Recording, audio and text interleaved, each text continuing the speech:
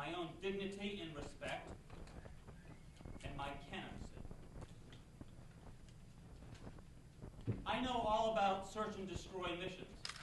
I spent a year fighting in combat in Vietnam, and I have never seen a better executed search and destroy mission ever. Through innuendo, half-truths, maliciousness, one reporter, whom I was candid with, has distorted an article to attack me directly in the only place they could possibly attack me as a human being and my credibility as a candidate.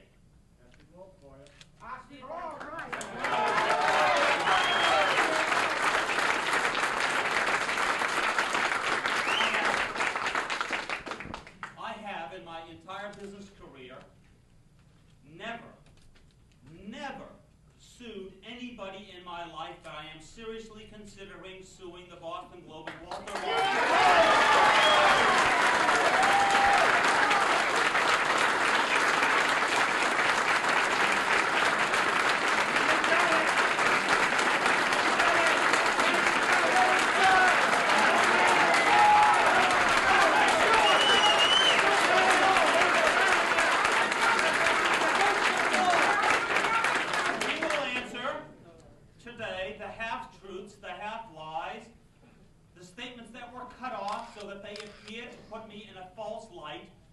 as this conference goes on. But first I'd like to say something that's very difficult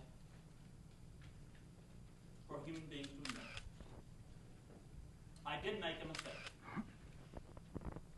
100 is 100 and the truth is the truth, and I'll never deny that. And that was a mistake on my part. No question about it. There's all kinds of excuses for it. I was tired. I had been in Detroit in a fundraiser, didn't sleep because of a party next door. It was at the end of a long day at 5:30 in the afternoon. But that makes no excuses. You're human, John. You got it!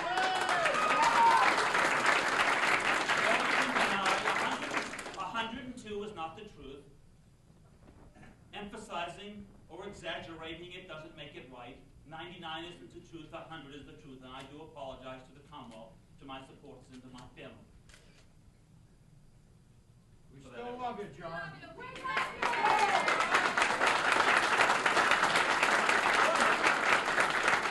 However, I would also like to tell you where that comes from. In my business, and anybody who's in the investment business would know what I'm speaking about, when we discuss earnings, and if you look at the article, it says cents, C-E-N-T-S, next to the 100. When we're projecting earnings for a company in the future, we say 100 or $1, $1, $2, or $5 is what we hope that company will earn in 1982 or 1983. That's where it comes from, my own background, but that doesn't mean that that's right. And that doesn't mean that that is the truth. The truth cannot be denied, and I again apologize for that statement. You're quite a guy!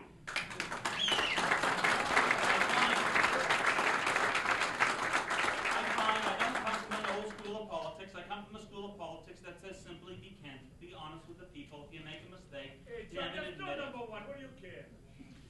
Damn it, admit the truth.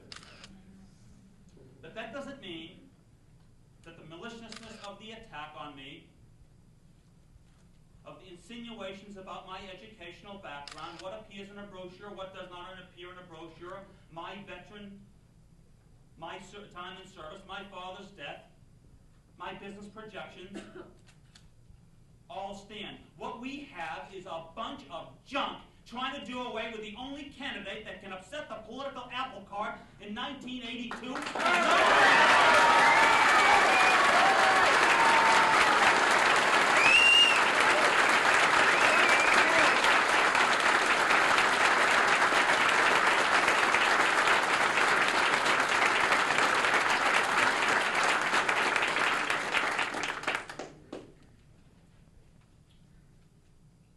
Trick questions, repeat questions asked several ways,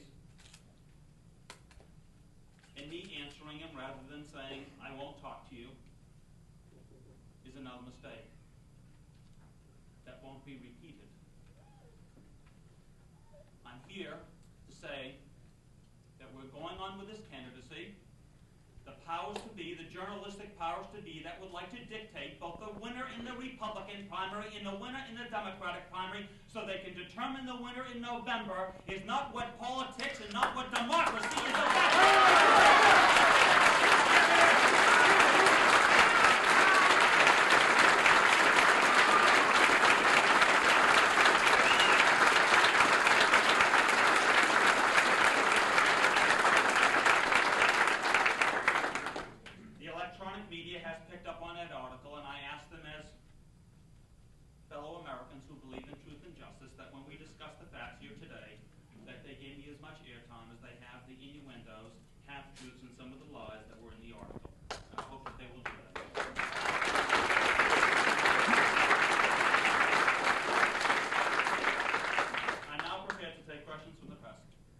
Lakian, first of all, this is supposed to be a news conference, not a rally. Is that correct? I believe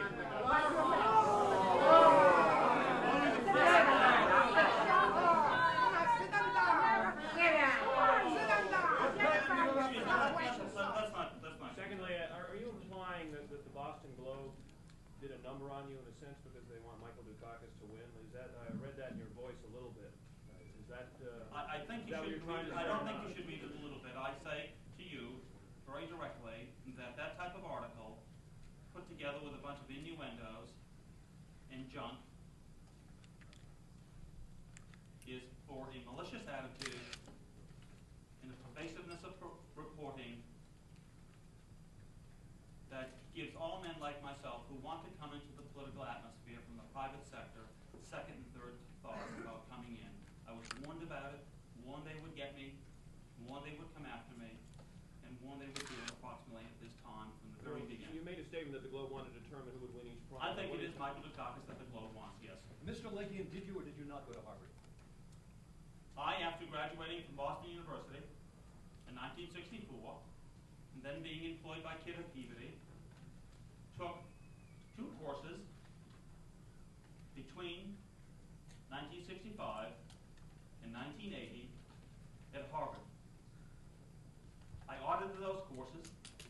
I never once, in any written material, any place, place have ever said I have attended Harvard or enrolled in Harvard or matriculated at Harvard. It's not in this brochure. It was not in my first brochure, and I have never claimed it. I have simply said I attended it as a casual conversation, just like I went to BU, just like I went to the Adult Education Center in Cambridge. I'd like to talk about that in a moment, by the way. In the interview with this particular reporter, he asked me about Harvard. I told him the answer. As I was walking downstairs, I met my wife, and I met my campaign manager, Greg Gallagher. I turned to my wife, Andrea, and I said, Andrea, did the oceanography course, was that one of the courses we took at Harvard? And she said, no, we took that one, John, at the Adult Cambridge Education Center or something like that. I said, well, what did we take at Harvard? She said, French. I didn't see that in the article. That's right. I didn't see that in the article. And you know it's on the tape if it was running. You know my campaign manager can verify it. My wife can verify it. If you're going to have the total conversation, have it.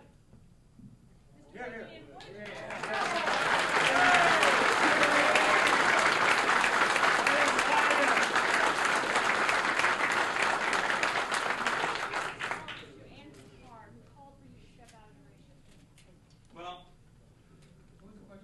why was Andrew Card asking? What's my response to Andrew Card calling me to step out of the race? I feel very strongly that if the reverse had been true for whatever the accusations on Andy, I would have given him the courtesy of keeping any recommendation on my part closed mouth, because I believe fundamentally that you are innocent until proven guilty in this country, and I'm sorry that Andy feels that he can do that before I even have a chance to respond.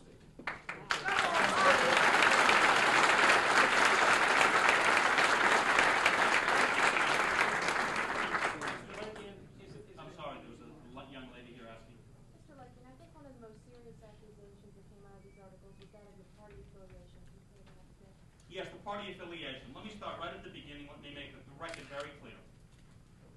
I was, in 1970, happily recruited and convinced to be Charlie Mann's campaign treasurer when he was running for the state senate as a Republican from the South Shore. He got me active in Republican politics. To the best of my knowledge, I registered Republican because I was part of his campaign in Boston of that year. I have never claimed any place that I stayed as a registered Republican. That is in none of my material any place. Secondly, what is activity in a party? Let me recite what I think activity in a party is. First of all, I empathized with and voted for Republicans in that period of time. Secondly, $1,000, Eisenhower Silver Anniversary, 1978, May 1st. National Republican Senatorial Committee, $40, 30 May 1978. The Bronson for Congress Committee, 22 September 1978, $200. Paul Cote, who ran for State Rep Salem, to help pay his campaign debts off because the young man at that time had no money at all, $200, 14 November 78. Massachusetts Republican State Committee, 5 February 79, $1,000. The Baker Committee, 11 December 79, $500. Reagan for President for Compliance Fund, $500, 25 August 80. The Stark Committee, Bill Robinson's Committee, $1,000, 28 March 1980. Tramago for Congress, $1,000, July 25th, 1980. The State Republican Committee, 14 May 1980, $1,000. And by the way, for Andy Card, 20 May 1980, Committee for the Election of Andy Card Jr., $500.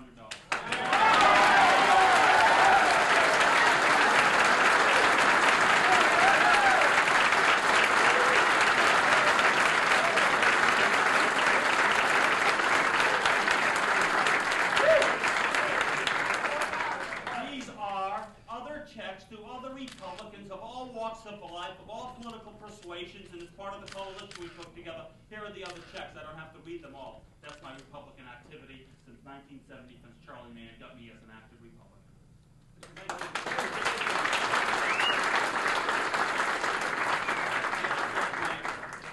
You reported the Globe article as answering a question from Walter Robinson that you told people you registered as a Republican in 1970. And I remember that distinctly. Did you say that to Walter Robinson?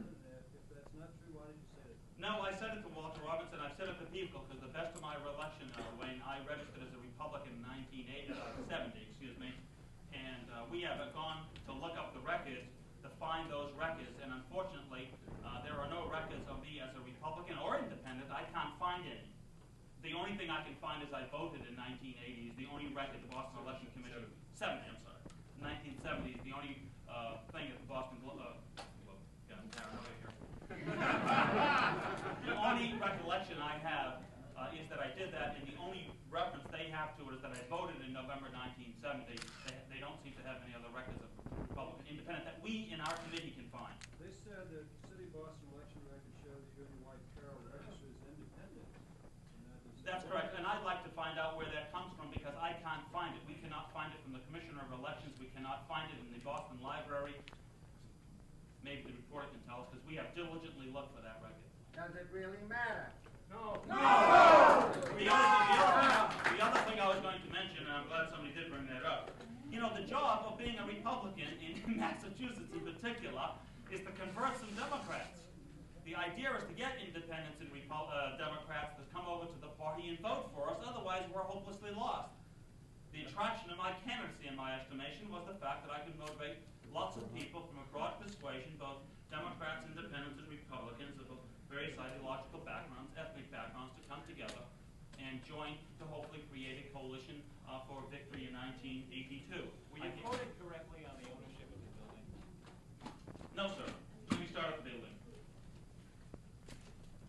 And if you want to read, or however you want me to answer it, I will. I was asked, did I own the building? The answer to that is yes. I own the building in a general partnership. Mr. Trigmore, who runs the Fidelity Real Estate arm, will verify that for you when that building was purchased. I owned it. Then I was asked, do I own this building where I was sitting? I owned that floor where that interview took place, and I said I owned that floor where that interview took place, and I also owned the sixth, I think it's the sixth floor in that building.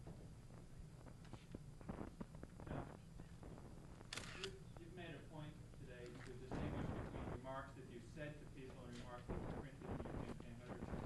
There are at least two remarks in your campaign literature that apparently are not identical with the truth. Your father's death, 2.5 years to graduate from BU, and your battlefield promotion. How can you explain those things? If you be patient, I'll take one at a time. Let's set the record straight about my military service. I spent 32 months in the United States Army. I was not forced to be inducted, as somebody has tried to insinuate. I volunteered. I changed my registration and fought hard to go from 4F to 1A, which I became. I got commissioned a second lieutenant. I went to Vietnam as a second lieutenant and spent 1 year in combat. I have several medals, but 2 American medals in particular, 2 Bronze Stars, one for meritorious service and one for a V for Valor with Oak Leaf clusters for an action